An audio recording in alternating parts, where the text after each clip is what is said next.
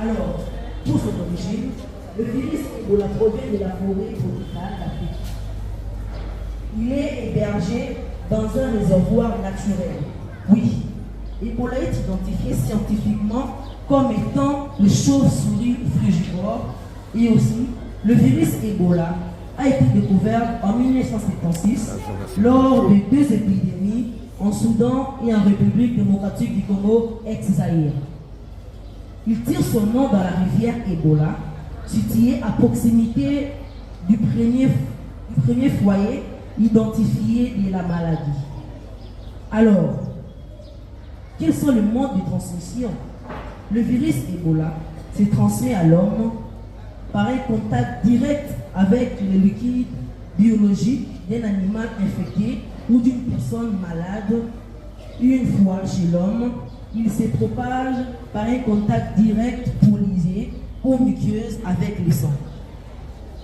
Les sécrétions ou les objets contaminés et n'est pas transmissible par voie aérienne.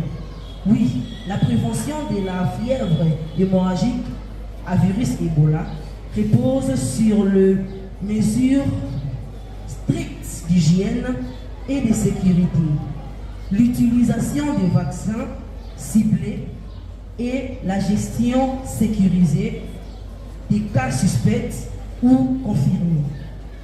La maladie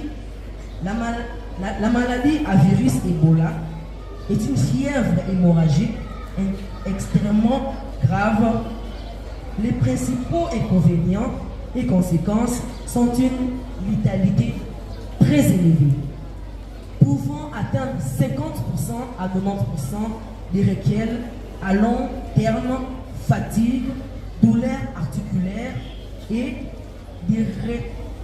des répercussions socio-économiques et humanitaires, dévastation dans la zone touchée.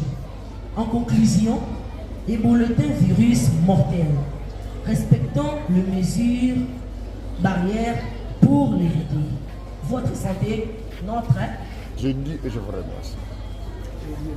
Je dis et je vous remercie. Je le dis et je vous remercie. On applaudit très fort. Applaudissez. Oui, c'est l'élève Loubou Kendi de la 6e année A. Après, nous allons suivre 6e année B. Hey, 6e, taisez-vous là. Taisez-vous.